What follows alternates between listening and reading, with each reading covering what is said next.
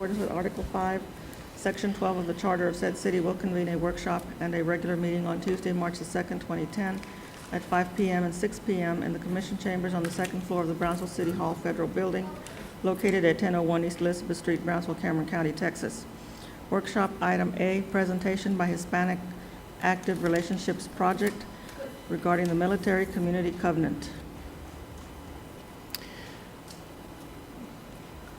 How you doing?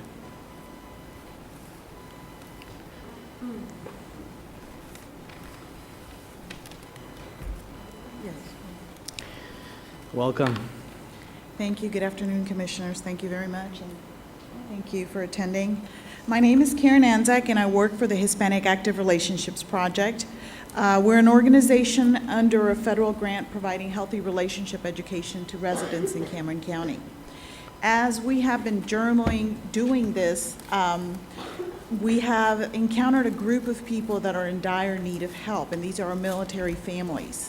So we have worked with the Office of Army Community Covenants, and we're working to bring the Cameron County community together to embrace these families and provide for them what they need. And my PowerPoint isn't working. The Community Covenant started because we understand, and you have the PowerPoint on your desk. I put a package there with the letter. The Community Covenant started with the understanding that the strength of our soldiers comes from the strength of their families. And the strength of their families really comes from the strength of the community. The military members' mindset while they're at war is, first of all, the mission, then protecting the unit, surviving, but somewhere in the back of their mind is always their family. What's going on at home? What's happening at home?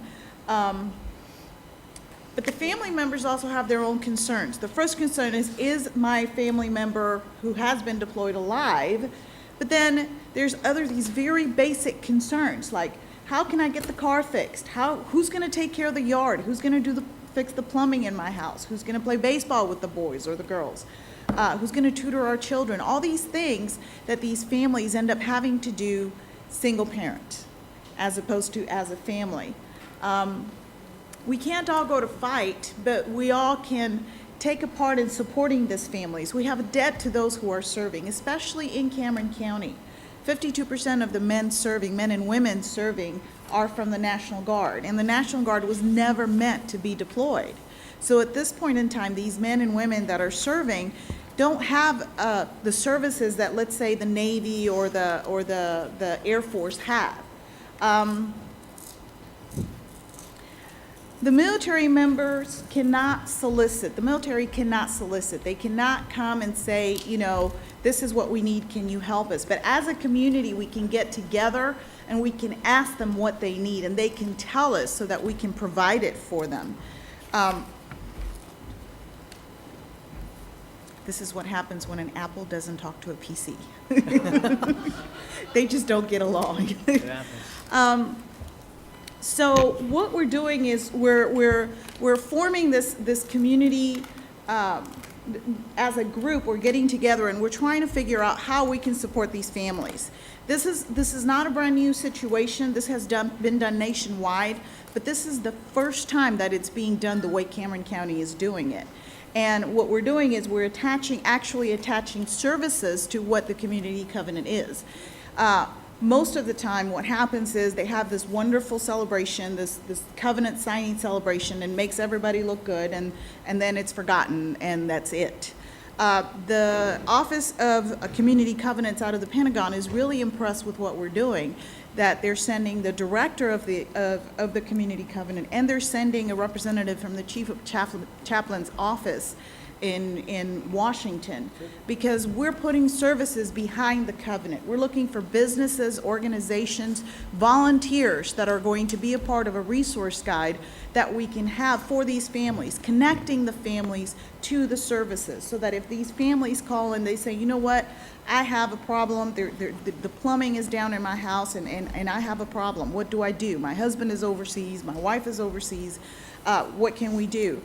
We have on board businesses or organizations, either somebody that will donate money for this situation to get fixed, or maybe a plumber that has decided he's going to donate his time and only charge for the parts of what he's doing.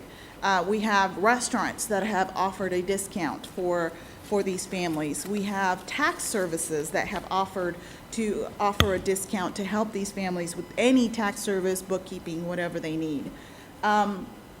This is the first time that the Army Community Covenant is joining with a Healthy Marriage grantee and the Office of the Chief of Chaplains.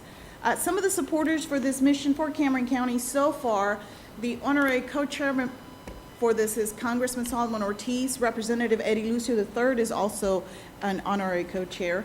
The National Guard units of the Rio Grande Valley, the Hispanic Active Relationships Project, and the Office of Army Community Covenants out of Washington, D.C. Specifically, what are we asking? I want you to hear today what we have discovered of the families that we have questions. We have put together a think tank of families, National Guard families, that have told us these are the needs that we're facing today. Decide how you can help or support these families. First of all, as a city, keeping always their needs and concerns in mind and keeping an open door to what their concerns are. But also, if you're a business owner or you know business owners that can help us with this, in the back of the package that I gave you is a Military Community Covenant RSVP form, which is a commitment form. Make as many copies as you want, pass it around to business owners, people in the service industry that can, anything that you think would help these families. Even just citizens that do not own a company, but we all own our time.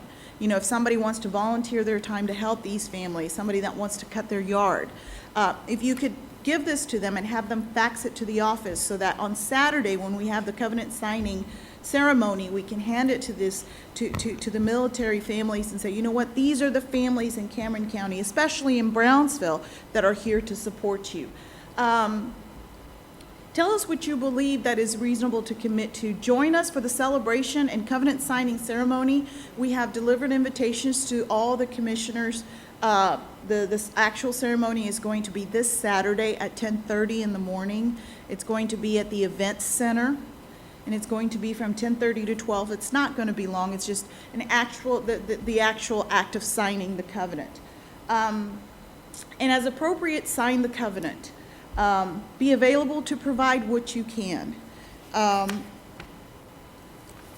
What has happened so far, HARP is willing to act as the contact for military families. They will call our office. We will have all the resource guide ready so that we can refer them to the people that are willing to serve. We can act as a referral force, and we can provide the services or classes for skills for resilience, strong families, fatherhood, teens, as we currently have as a Healthy Marriage grantee. These are the needs that the military members have presented. The military families say that what they need is childcare. A lot of them are in dire need of childcare because, again, we have a single parent taking care of these children. Doctors, dentists, eye care specialists who can take TRICARE. TRICARE is it's a very rare insurance because nobody wants to apply for it because it's a lot of paperwork. So these military members are having to go way out of town to find doctors that will help them. So if you know of doctors, you know somebody in the medical community, encourage them to sign the covenant, to sign the commitment form that we just gave you, and to enroll in TRICARE so that they can treat these families. Donations of time or service to repair cars, fix plumbing, mow lawns, babysit, take elderly parents to appointments, tutor teens in difficult subjects, someone to teach the girls how to throw a baseball, and not like a girl, somebody to teach the boys how to throw a baseball. Discounts for eyeglasses, frames for eyeglasses, eye care. Support groups. The sad thing is that we are very proud of our servicemen, but the sad thing is that we really don't realize the sacrifices that these families are making. And we thoroughly believe that the draft is gone, but it really isn't, because these kids are getting drafted into the military. Mom and dad maybe made the decision, but the kids are drafted. They had no choice. So support groups, if you know somebody in the mental health community that can help them, that can form a support group or offer counseling to these families. Emergency financial funds for extreme circumstances. Sometimes they find themselves in between housing. I know that, when they come back from deployment, sometimes they have to move from one place to another. They don't have a place to stay. Sometimes the checks stop coming. Sometimes the guard member has a hard time getting into that transition of coming from the battlefield and getting back into an office and having to sit down for 8 hours. It's just a very hard transition, and sometimes they have a hard time, fitting in at work, and they end up losing their job or trying to look for a job, and they find themselves in a hard financial situation. And foster care, this surprised me. I didn't think of this. Who would have thunk it? Single soldiers that have pets, they need foster care for their pets while they're overseas because they have nowhere to leave them. So just simple things, that we think that we can volunteer. We don't think, we don't think of our time or foster caring for a pet. Whatever you can offer, or if you know of anybody that can offer. The vision is to have faith-based organizations that can provide child care, lawn care, emergency funds to help them pay their bills.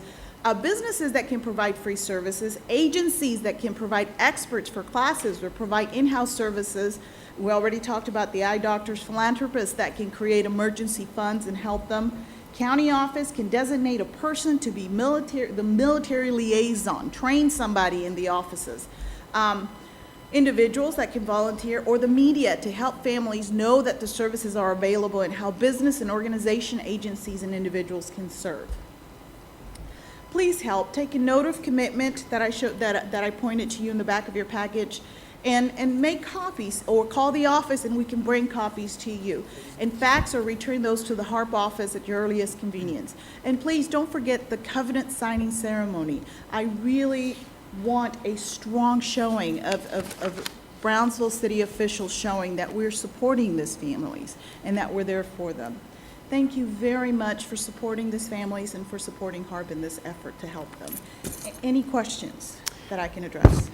I will say I want to thank you for coming by, ma'am, and addressing the commission with this worthy cause. It's extraordinary the work that HARP's doing, and this is something that's really, really critical to our military families. So I want to extend a thank you on behalf of the commission, but also, to the families and to the work of each employee in HARP and what you plan to do. I wish I could attend Saturday's covenant signing, but I'll be leading a walk in my district for another worthy cause dealing with, as part of a Biggest Loser campaign that we have in the city. But I do support you, and the city wholeheartedly supports the efforts of HARP and what you all wish to do. And so I'm glad you're able to come and educate us, and I will share this with as many people as I can, and hopefully they can donate of time and services, because you're right, there's so much need out there. One of the things the city of Brownsville did, and not too long ago, with the help of the city manager and our airport director, was we were able to bring home for Thanksgiving over 100 servicemen from Iraq. From El Paso, before they left to Iraq. And many of them won't come back home until the end of their tour. But they had an opportunity to spend time with their families, for that special day, that Thanksgiving day. And it was very, very worthwhile, and it was something that was, I think, special to all of us. So the city is always there to help our veterans, and we'll do what we can to help. And again, I appreciate you coming by and making this presentation before the commission. Thank you. Thank you for allowing me. I'd just like to say, too, on behalf, I know Commissioner Zamora helped. We both worked on putting this on the agenda so you can have this workshop through Eddie Lucio III's office, and we're just glad to help out and offer this resolution from the city of Brownsville, because we see the importance of what you're trying to do, and we need to stand behind you. Unfortunately, Saturday, my nephew's getting married, so it's going to be hard for me to try to attend. He's getting married. He planned a whole day for his wedding, so I need to be there. So once I see the time, maybe I can stop by real quick. Okay, thank you. Thank you so much for your extraordinary efforts in your organization. I was so sad to hear about your recent break-in at your office. I don't know if you had an opportunity to discuss that here, but for those who are watching, they unfortunately had their offices burglarized and several of their computers were taken. So I know that you're probably still looking for donations. So if anyone may have an extra computer in their garage or or if you have a company where you have some unused computers, please contact this organization and donate, because this is a wonderful cause for our community. Thank you very much. Thanks for that email, Commissioner. We did get that, so hopefully we can help out. Any other comments? Thank you very much. Okay, we'll move on to the next presentation, which is regarding the ordinance prohibiting the use of plastic bags. I believe we're going to have Art and Ms. Timmer, you want to come up, please?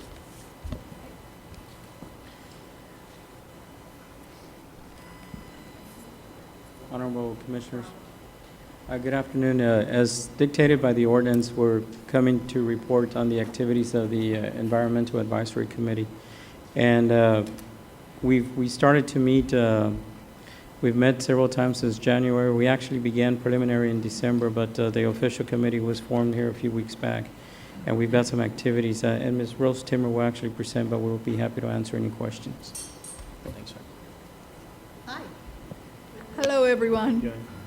It's good to be back. One of many meetings I'm sure I'll come back to. But the Environmental Advisory Committee was created after you all unanimously passed the banning of plastic bags. And y'all should really be proud of that. We're getting a lot of press from that. Art, I know, is getting phone calls from different parts of Texas. I got a call from Washington, D.C., from the EPA. They want to know how we did it, and that we're the 12th city in the nation to have it done, and they just want us to move forward. So it's really positive. The responses we're getting from the community is very positive. A couple of negative things, what am I going to do with my Ziploc bags? But we're not banning Ziploc bags. But the committee is meeting to address some of the issues that have come up about dry cleaning, flower shops, those kinds of things. And we've got a bunch of good people, which I'll go here and tell you all. The committee did, where'd I go?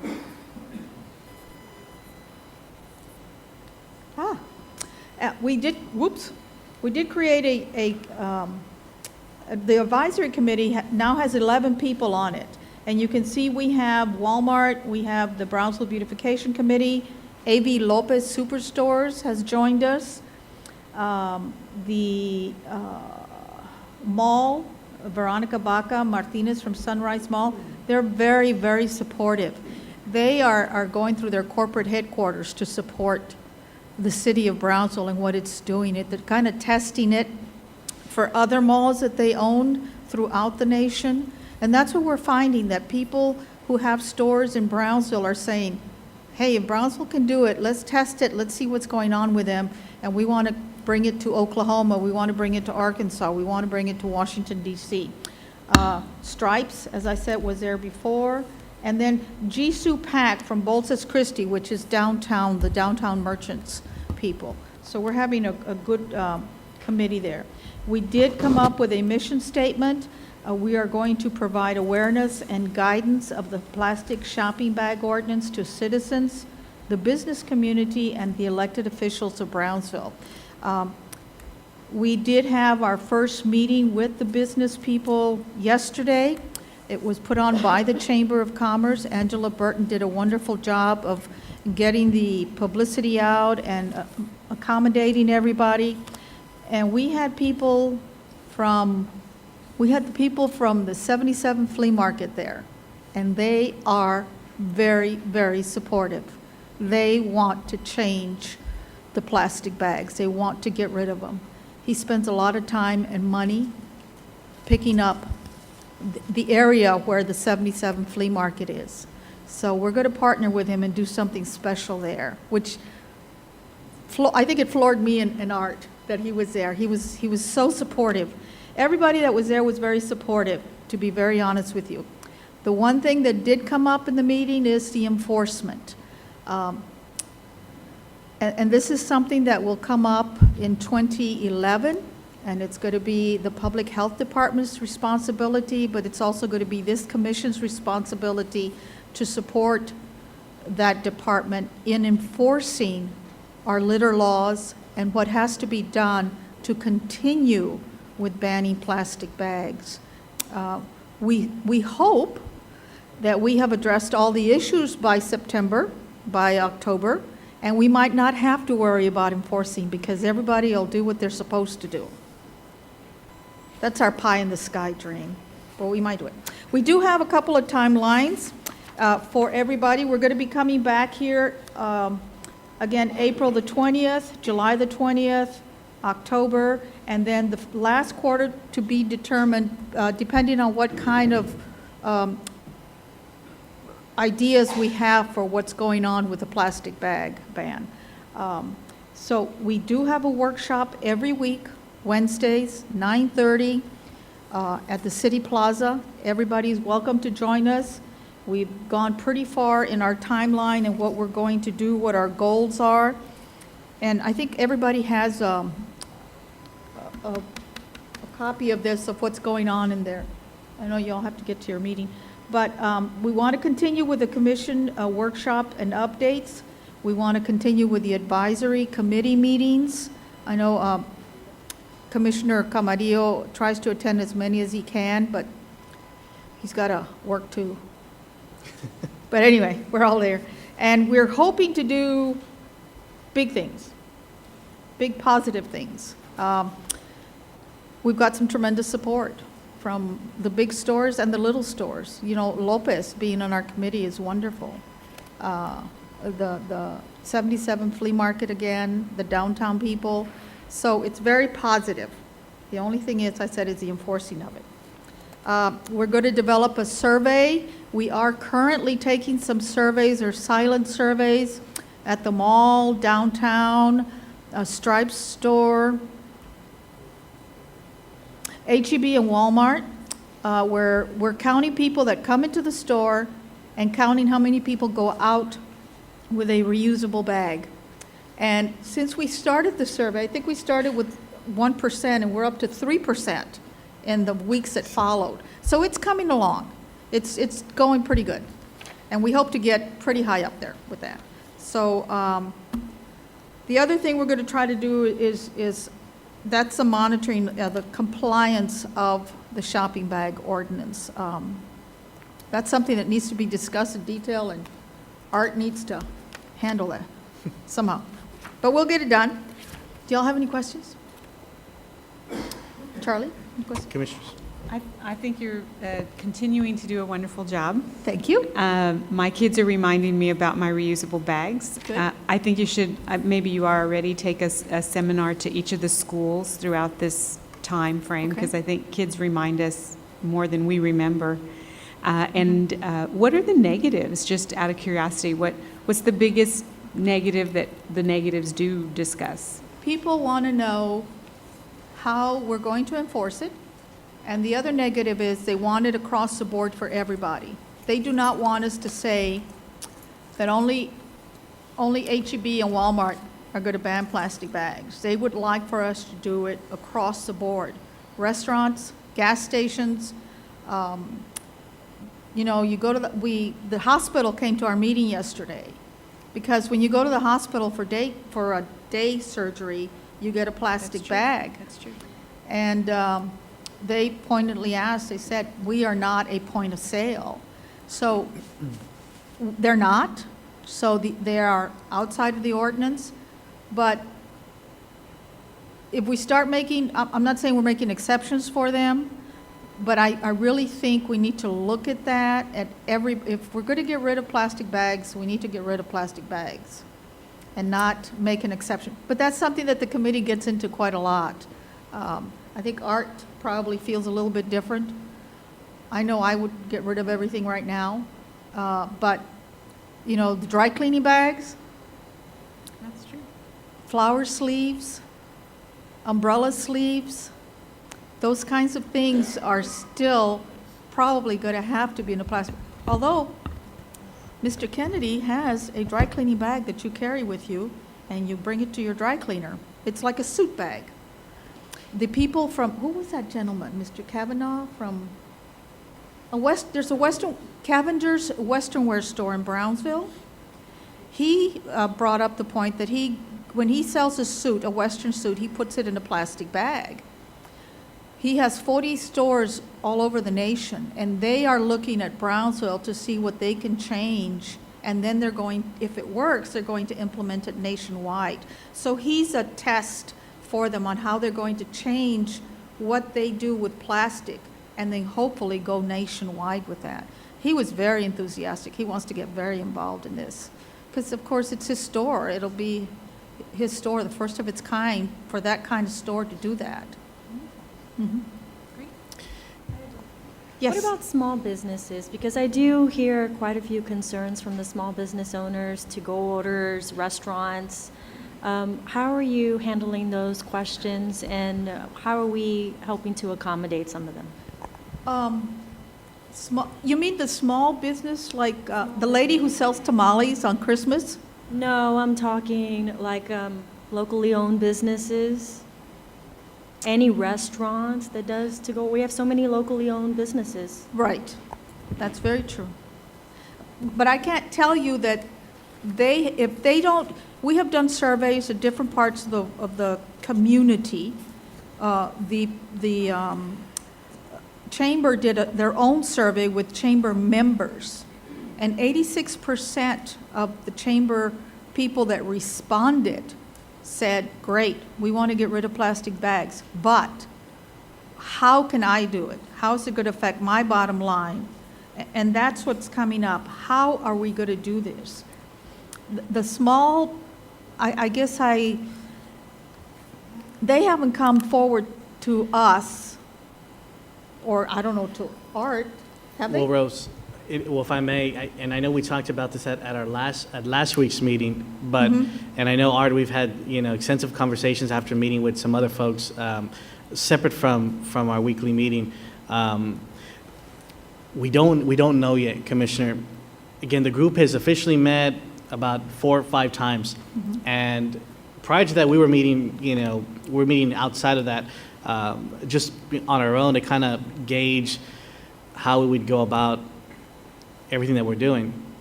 But that issue hasn't been resolved, and getting through today's workshop, one of the things I did ask the committee is we will now, after we have the results of the survey, we will outline everything that's been brought up. And that's a prime example. What happens to Whataburger? What happens to McDonald's? What happens to the cleaners? What happens to the floral? Well, those things need to be outlined. And we need to know, okay, X are all the issues. Now, how do we address those? And that's where the committee comes in. And we don't know. And I'm thinking, from the beginning, we said we did not want to hurt, we didn't want to hurt any of the local businesses. We have one paper bag manufacturer company in Brownsville that operates out of the port. And about 10% of their business comes from this area. Yeah. Directly affects all of the fast food chains. They produce every paper bag in Brownsville. That's pretty significant for them. Right. Now, although a majority of their business is exported, we don't want to take away from what they already have. And so this is where the committee will begin to work and discuss, okay, what do we need to do? What is, foremost the major concern? And I think we all can agree it is the shopping bag. We look at what are the bags that are being out around the drainages and along the fences. It's a shopping bag from a local supermarket. And so, yes, everyone's going to come to the table and say, well, what about me and what about me? But I want us to really focus, yes, we're going to look at everyone, but most importantly, the key issue has been a checkout bag from a local supermarket. And that's where I believe we need to address that issue. Once you address that, then I think everything will fall into place. And in time, there'll be the change will just be, it'll be constant. But that's something we don't officially know yet how we're going to work it out, but that's something that the committee will be looking into, as well as the other issues that are out there and we don't know yet. But the survey should tell us quite a bit.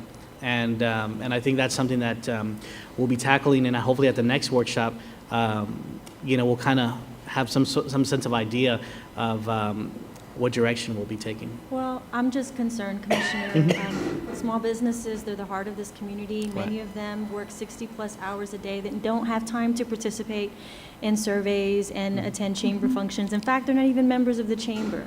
So I just want to be sure that we find a way to allow them to participate in the surveys, to give input, maybe send people to them, because I don't want to have them go to, our event center or the chamber, because they're already putting so much time into their businesses. We are just at the start, Commissioner, of the whole process, and today's workshop is just a small glimpse of what's to come, and the input and the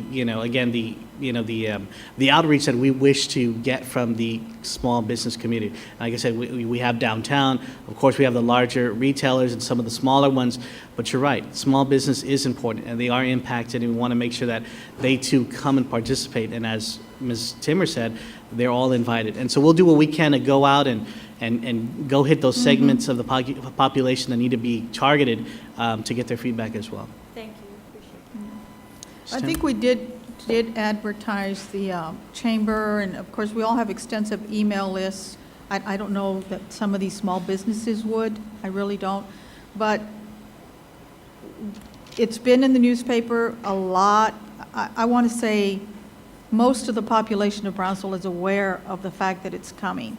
And we've got some events planned in areas that maybe don't get the newspaper. They get the Spanish-speaking TVs. I think we're working on something like that.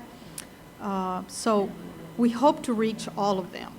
I can't say that we'll send somebody to every place, but hopefully they'll get in touch with you as their commissioner, and you can say, Rose, you need to go see so-and-so, or something like that. And that's perfectly, we're willing to take that on.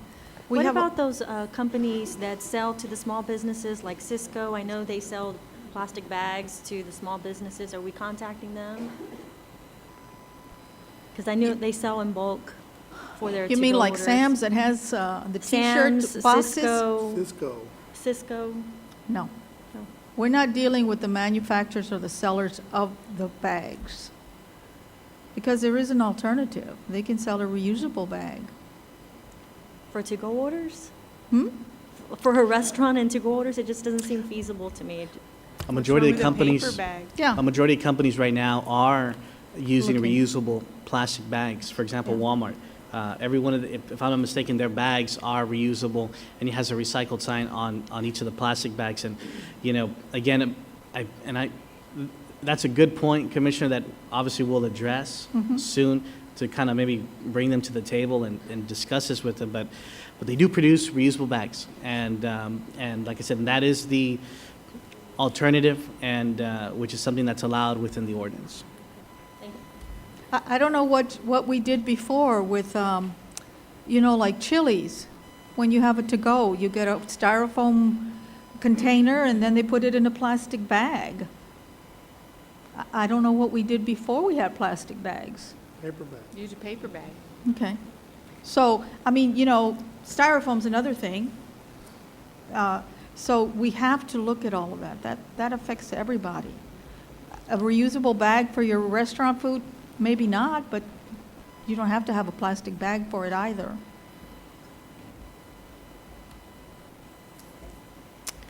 Any other questions? But we'll work on that.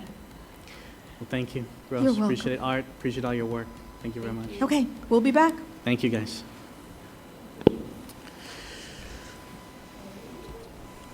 All right, well, it's already 6:02. We'll go ahead and Read the call. read the call, Estela. I'm sorry, we've already read the call. We need to do the Pledge of Allegiance and the, Okay, we'll ask everybody to please rise and recite the pledge.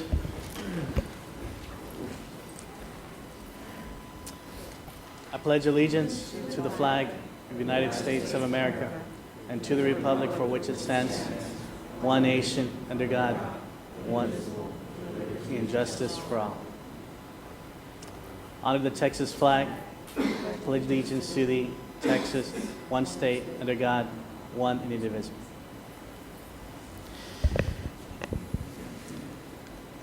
Now go to invocation, Pastor Bradberg. Let's pray. Father God, we just thank you so much for this country that we live in. We thank you for the opportunity that we had today to vote. Lord, I ask you to complete the process in a way that will be without confusion, the collection of the ballots, the counting of the ballots, Lord. Give us the leaders that you want for this nation, for this state, for this county, and for this city, Lord.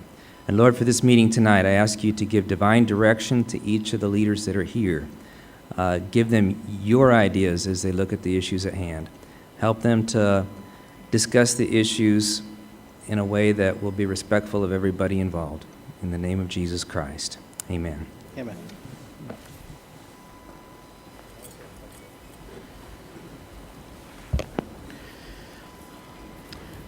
Good evening, everyone. I want to welcome you all to the City Commission meeting. We will go ahead and move on. We'll skip the mayor's report. If he does come, then we'll get back to his report. We'll move to the commissioner's report. Commissioner Atkinson. I understand it's election night, so I'm going to make it quick. Just make sure people at home, you still have an hour to go vote. So, we get a bad rap in our city because we don't go vote, and I think it's the responsibility of all of us in the city of Brownsville to go out and vote. And I know if you're sitting at home, just turn off the TV, go vote, and then come back, and then you can see the rest of this meeting. But you're not going to miss much. It's a short meeting, so I'm going to pass it. Thank you, Commissioner. I want to echo that. Please go vote while you can. You have an hour left. 2 weekends ago, we unveiled the One Bronzeville video. We had the pleasure of inviting Mr. Roscoe Mapps to Bronzeville. He was very, very excited about participating in this community and what we were able to do. You can see a couple of pictures of the press conference that was held on a Saturday morning here at the Commissioners' Chambers. You'll see the volunteers of the One Bronzeville group that's been meeting regularly for the past few months. It was a pleasure and an honor to be around everyone there. I really want to thank Paulina, who's spearheaded One Bronzeville and has really brought this to the table and to help make this community a one city. Again, One Bronzeville is basically about helping a global initiative to reduce poverty throughout the country, and it has a major significance for Bronzeville because of our proximity to Matamoros and the issues that we deal here at home, the poverty that we have in Bronzeville. And so we have tied a local aspect of the One campaign to this community, and we're going to help with awareness as much as often as possible. So I want to thank everybody who participated. Commissioner Gowan was there, and Commissioner Longori helped with music at the reception, and Mr. Mapps was just very, very excited to be in Bronzeville and to hear the stories of the members and really be a part of something that was just pretty significant. One of the things he had mentioned to us was, they'll get emails from other parts of the country, New York and in California, and he said, Bronzeville kept coming up in these emails, and people in Washington were saying, well, where's this Bronzeville? What's going on with Bronzeville? Well, that was really the work of Paulina, and trying to get somebody's attention and said, hey, we have a one campaign going on in the city of Bronzeville, and we wanted you to participate. And so they did, and he was here. And so I want to thank him for his efforts to the One campaign, but also to visiting our city and helping again address our concerns and hopefully assist us with future projects down the road. Keep Bronzeville Beautiful. As part of the KBB, I mentioned this at the last commission meeting. We are partnering with the Bronzeville Police Department, Cummings Middle School, to host an anti-graffiti mural project. Lieutenant Etheridge and Officer Castillo out of the West Side PD, we're working hand in hand to create a mural project that'll be unveiled on Saturday, March the 13th. Everyone here is invited to attend. We will take the first place winning artist, and they will help paint a mural on an actual building. We have a first, second, and third cash prize for the youths that participate and enter and that are ultimately successful. So we really look forward to the project. It's really being sponsored by Mr. Guevara, who's a local art teacher at Los Fresnos, as well as Mr. Mark Clark with the 409 Art Gallery, as well as the Bronzeville PD and Keep Bronzeville Beautiful. So if you all aren't busy on March the 13th, please come out and see kids and adults paint a mural on a much-needed facility that has been tagged, and we hope to do this as often as possible. We're also going to have a senior day. We're planning a senior day cleanup for Thursday, March the 18th, and the second one on Saturday, March the 20th. We're looking for participants, volunteers to come and help us clean properties of senior citizens around Brownsville. This is something that we came up with. We're working with Healthy Communities as well as the Brownsville Beautification Committee to help the elderly and clean up their properties. Many times the elderly can't access a lawnmower or a weed eater or pick up heavy branches or things of that nature. So we are really asking for the students and any volunteers, families that wish to get their hands dirty and help someone out to participate, fill the flyer, complete the flyer, and fax it over to Healthy Communities. So again, this is open to everyone. We hope to have a major turnout, and we look forward to helping our senior citizens of this community. We will now move. I'm going to skip the Earth Day for next week, and we will move on to the proclamations.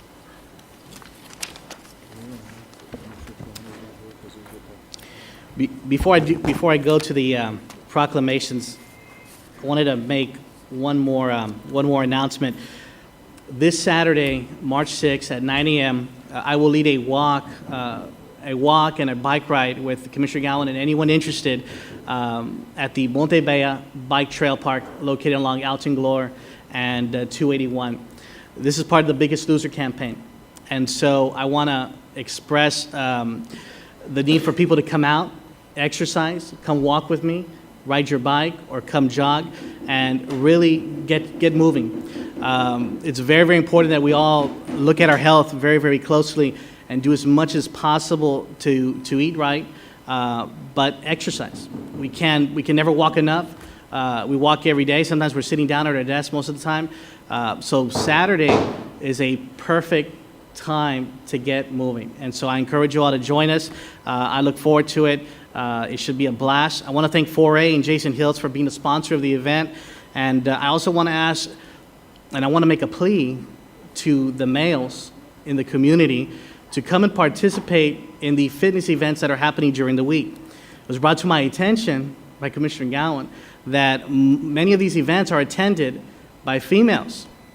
So to all the males, all the guys, please, let's go out there. Let's join our wives, our girlfriends, or our family members. Let's go out and start participating in these classes because we need it, and we should do our part too. So the guys, please come out, and if you're looking for when the dates and times and events are taking place, log on to the City of Brownsville's website. Under press releases, you will find a calendar of events.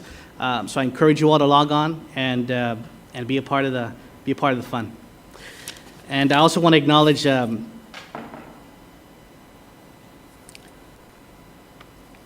Commissioner Troiani is unable to be here this evening because he is traveling to Mexico City to receive a recognition on behalf of the City of Brownsville. And so he won't be here. He wishes he could attend, but he's away on city business. He's traveling to Mexico City. Okay. Sorry about that. We will now move on to the proclamations. Mr. Alfonso Al Centeno, see here?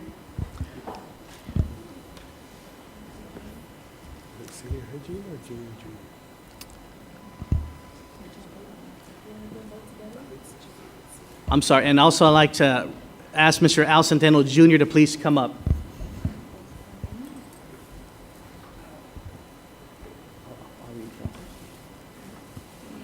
Are we one after the other? Yes.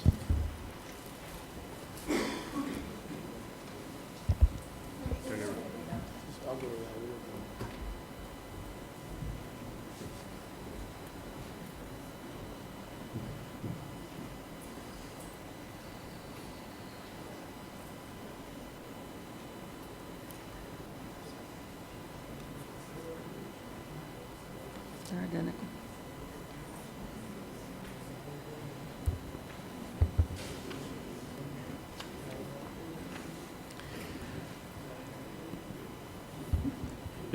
Yes.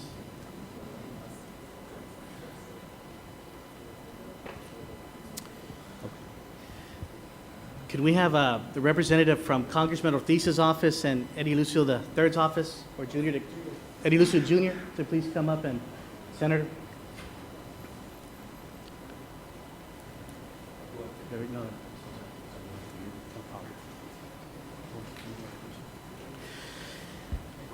I want to first, before I begin, Mr. Centeno, you've been a friend of the family for a very long time. Congratulations. It is an honor to finally recognize you and your son for everything that you do to this community. So it's a pleasure and an honor, and welcome to our chambers. A proclamation of the City Commission of Brownsville, Texas, congratulating Alfonso Al Centeno on his world record access deer hunt.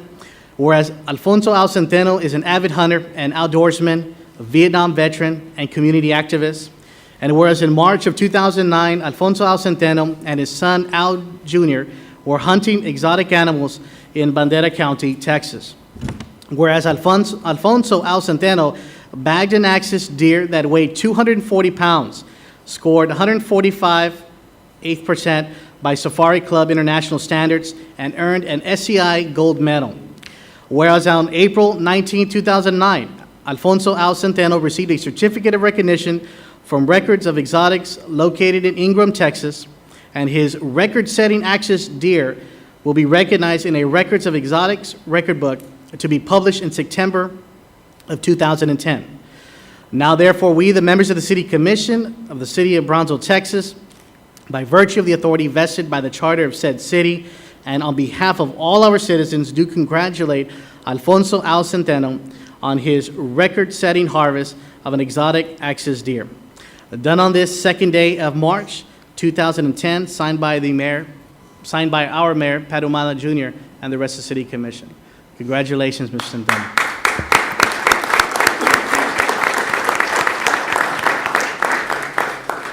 And if you allow me, I'd also like to read the second proclamation to his son. A proclamation of the City Commission of Brownsville, Texas, congratulating Alfonso Al Centeno Jr.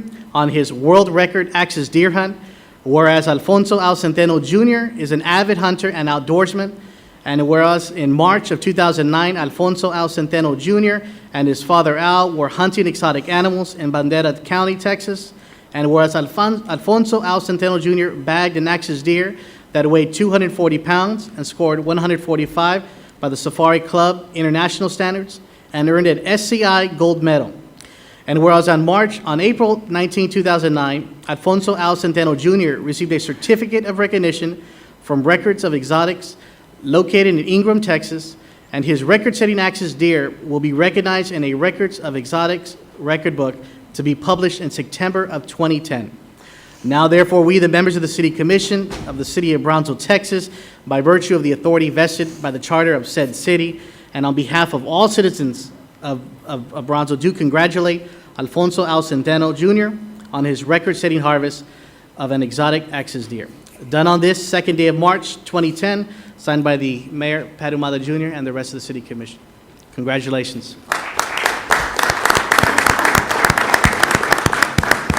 And it's now my pleasure to introduce our Senator, Eddie Lucio Jr., to make a presentation. Thank you very much, Commissioner Camarillo. Good afternoon.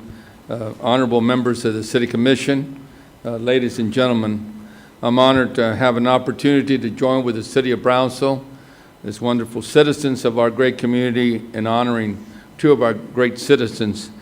Senate Proclamation 118 is directed to both Alfonso Centeno Sr. and Alfonso Centeno Jr. I'm going to read parts of the proclamation because parts of it have already been talked about as far as the trophy axis deer and all. And I want to, for the record, let everybody know that that axis deer is 20 pounds heavier than I am. Eddie. All right. I want to, whereas the basketball coach at Port Isabel High School, Alfonso Centeno Jr., grew up hunting with his father. They have hunted exotic game for many years and have particularly enjoyed seeking out nilgai antelope. And whereas Alfonso Centeno Jr. recently brought in this 240-pound axis deer that was talked about here what an incredible record. Both gentlemen, especially Alfonso Centeno Sr., has taken numerous trophy whitetail bucks through the years as well, whereas these dedicated hunters have made a love of the outdoors an intrinsic part of their family's tradition. They are truly deserving of recognition for their many accomplishments. Now therefore be it proclaimed that the Senate of the State of Texas hereby extend congratulations to Alfonso Centeno Sr. and Alfonso Centeno Jr. on their many achievements in exotic game hunting, and be it further proclaimed that a copy of this proclamation be prepared for them as an expression of high regard from the Texas Senate. I also brought with me for the Centeno boys, I call them, a couple of Texas flags that were dedicated over the state capitol on President's Day, February the 15th of 2010, the year of our Lord. On a personal note, I just want to say that over the years, the elder Centeno and I have been involved in many civic and professional organizations. I know the love of and his heart for this, our hometown, Brownsville, and I appreciate everything I heard here earlier today about where we are and where we're going in this wonderful community of ours. So my congratulations on behalf of the state of Texas to the Centeno family. Congratulations.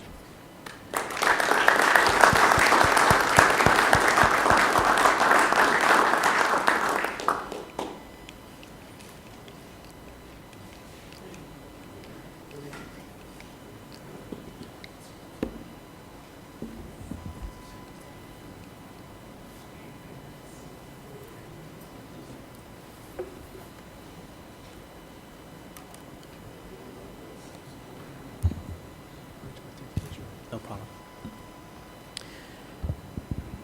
Now I want to introduce a member of Congressman Ortiz's office, Joel, to make the final presentation to Mr. Centeno. Good evening, everybody. And I'll make it short, so we don't want to keep you all waiting up there too long. My name is Joel Munguia, and I'm here on behalf of Congressman Ortiz. Al, as he knows you, Mr. Centeno, he wishes he would have been here today, but his duties in Washington kept him up there. But he does send a message which I would love to share with you. And it states, "Dear Al, Sr. and Jr., please accept my heartiest congratulations on receiving a proclamation from the City of Brownsville for earning a Safari Club International Gold Medal. What a tremendous opportunity to capture a 240-pound trophy axis deer while hunting in the Texas Hill Country. I am thrilled to know that both of you and your son share the love of hunting. Again, congratulations, and I wish you continued success in the future. With kindest personal regards, Solomon Ortiz." And the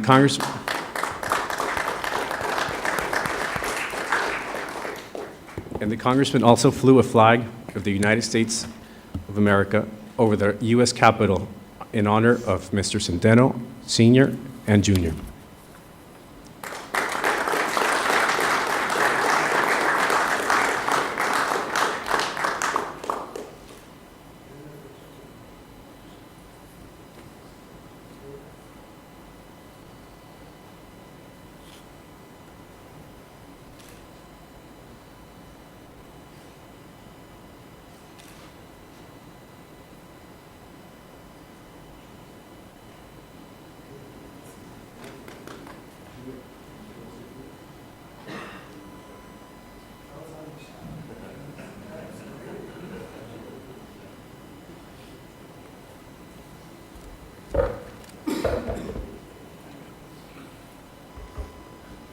First of all, I want to thank City Commission, the Mayor, Honorables, and you all doing a great job, and don't miss a meeting on the TV, but you're all doing a great job.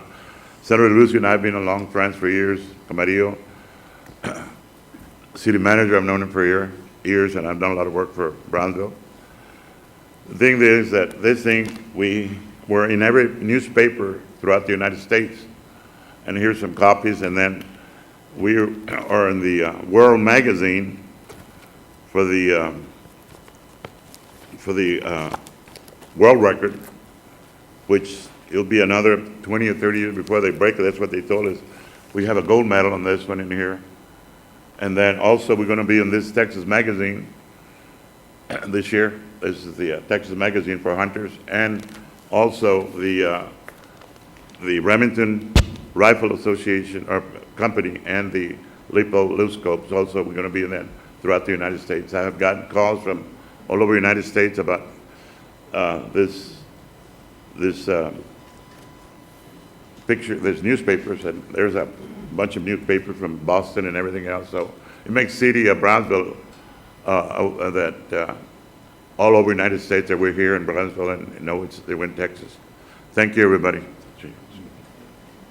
As a proud citizen of Brownsville, I'd like to thank the city of Brownsville for this proclamation, Senator Eddie Lucio and Congressman Salmon Ortiz. Somebody said I reshoot it. It was a great honor. First of all, I also want to thank my dad, who for 34 years taught me the skills of hunting as a 5-year-old boy when I shot my first deer, and installing the tradition of hunting in the outdoors and a family, most importantly, out there. It's a free ranging animal. It wasn't in a high fence. That's why I made the world record book. It's going to make 2 books. One comes out this fall and one next year. It's in the top 20 in the world ever killed with a rifle. When I shot it, I didn't know what I had just done, but I was proud that my dad was there to watch this accomplishment. And then, of course, when we took pictures and stuff, realized it was a pretty big animal, and we had it scored by a man here in Brownsville who is an official scorer for the Safari Club International, who scored animals in Africa, United States, Canada, and South America. And that's when we realized we had something here. And we submitted it in. He did the paperwork, and that's when we knew we had a world record. Like my dad said, we've had numerous companies and magazines called us and want to do stories on it that'll be published soon. But it's a great accomplishment, and I owe it all to my dad and thanking him for teaching me 34 years of hunting and family values out in the outdoors. Once again, thanks to the city of Brownsville and the senator and Congressman Salmon Ortiz and Mayor Mata. Thank you.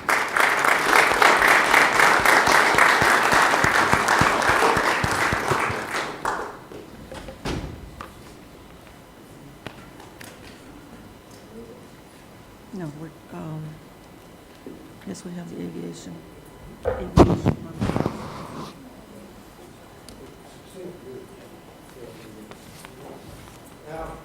Take care. Thank you. Historic Brownsville Aviation Month. Larry Brown.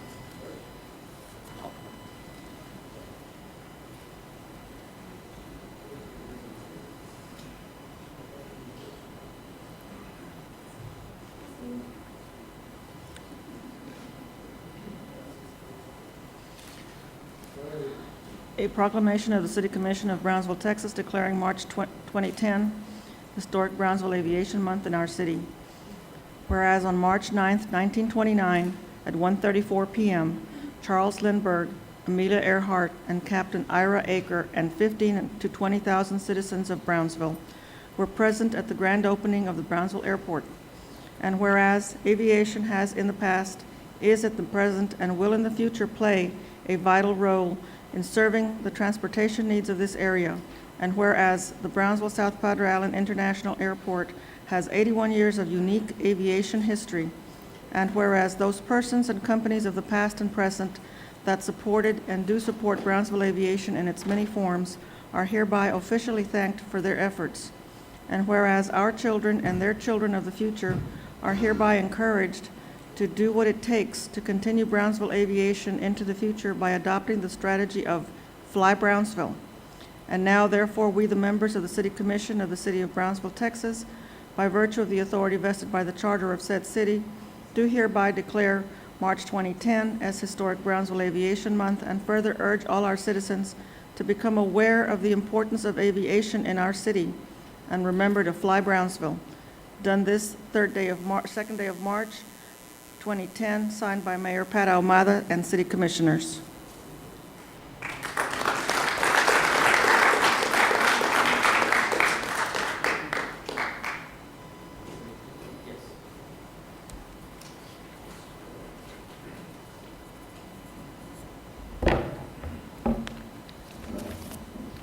First of all, I wanted to take the opportunity to mention to you there's something in your packet I think that is particularly apropos this evening, and it's a copy of the article from the Brownsville Herald dated as of the date that was just mentioned.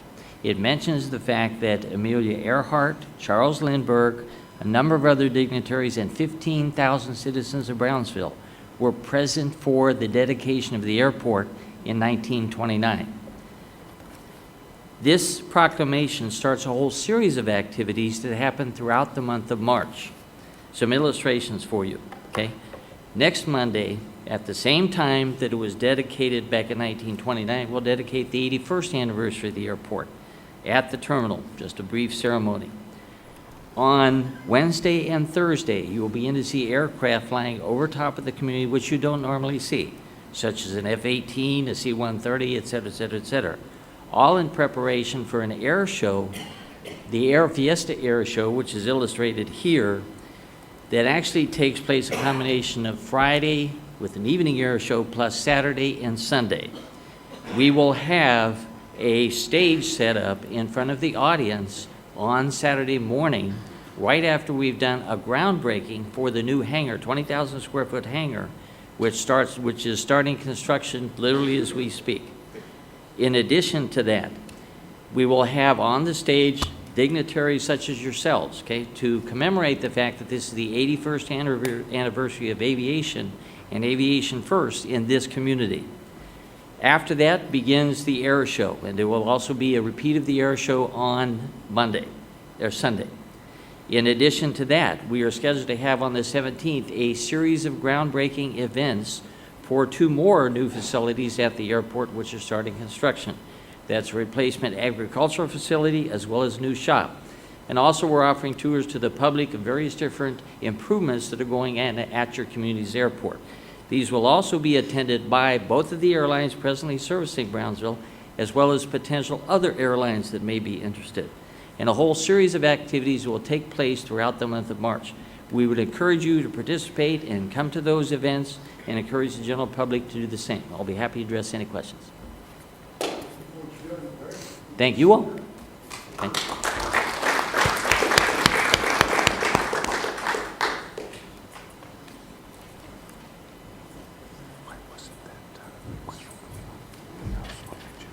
Because I haven't heard from people regarding the budget. I need to talk to them.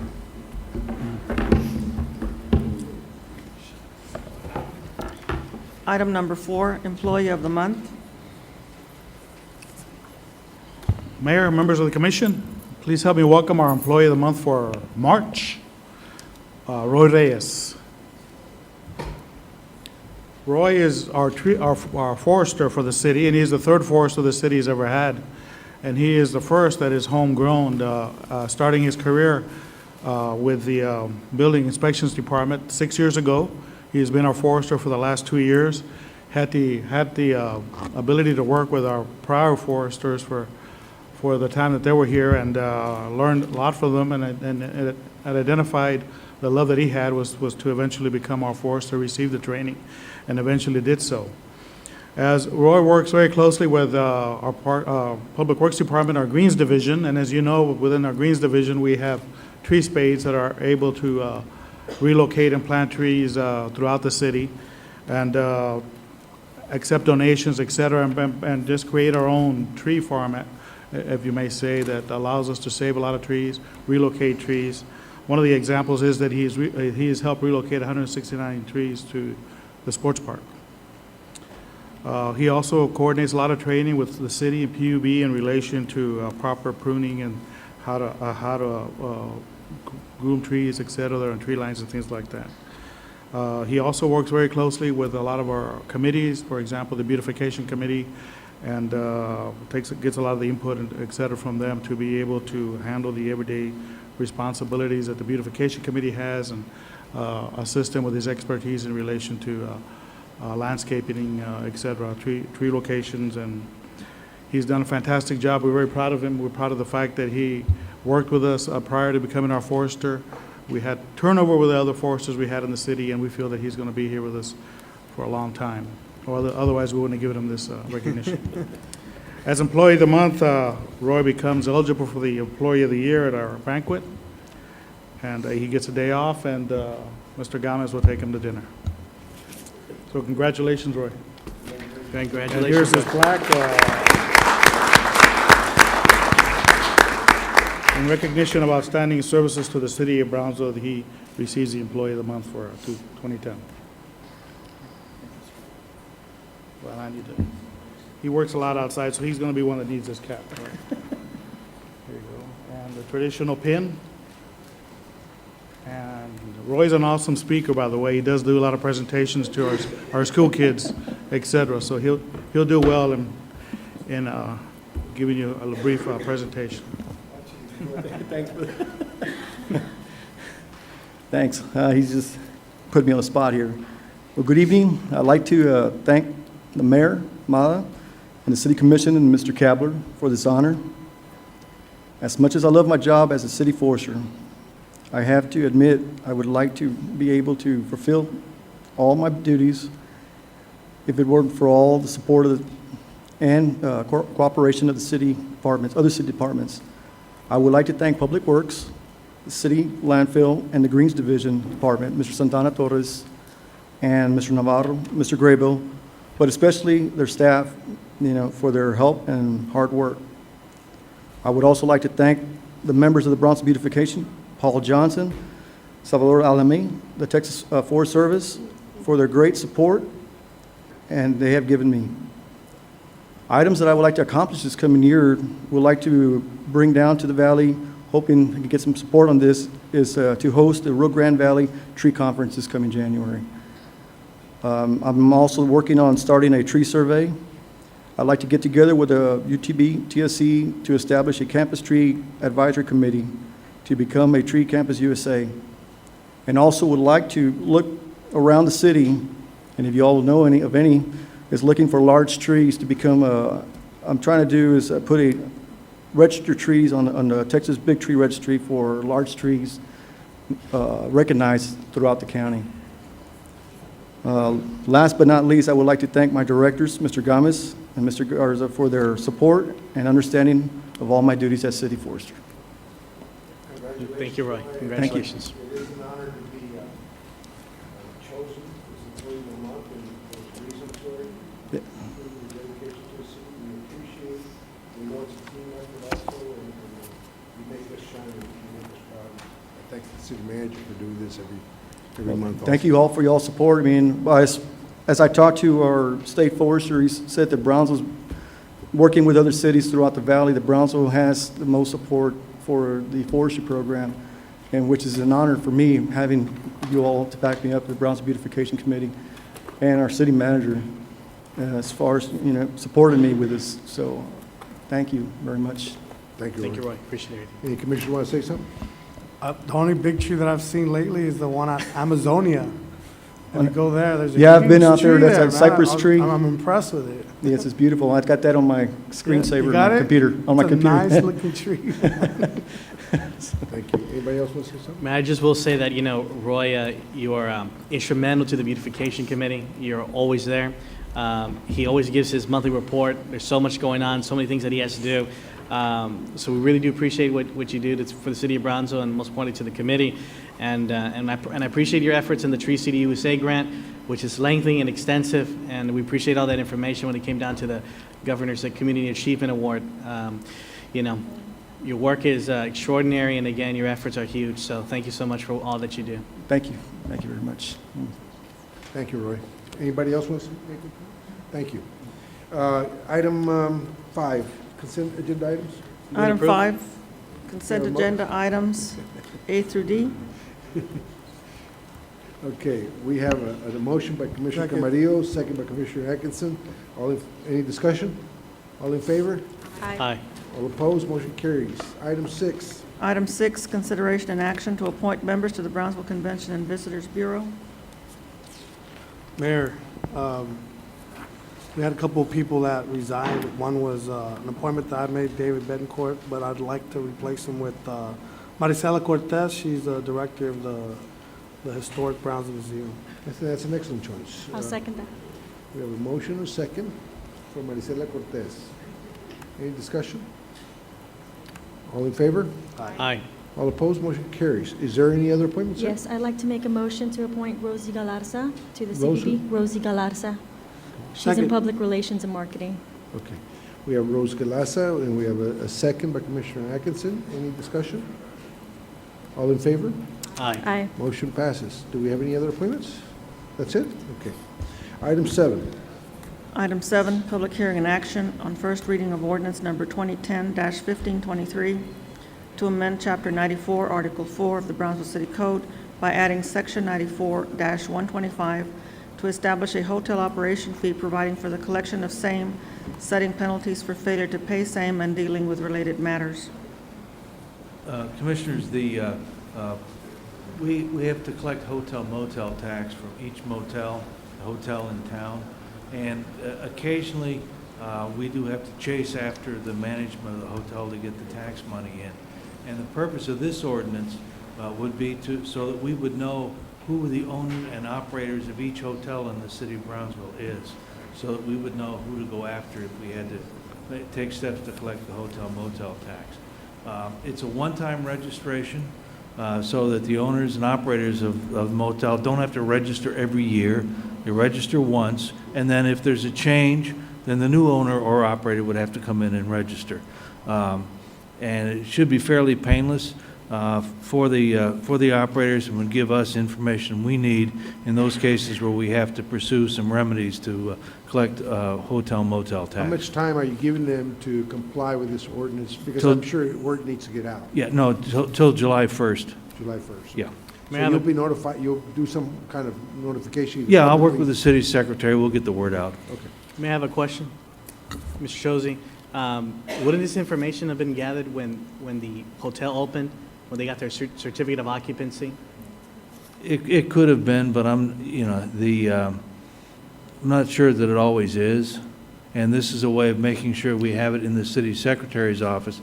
And the city secretary is the one responsible for collecting the hotel motel The tax. certificate of occupancy is to operate, but a lot of times you see these hotels, they change ownership. Yeah.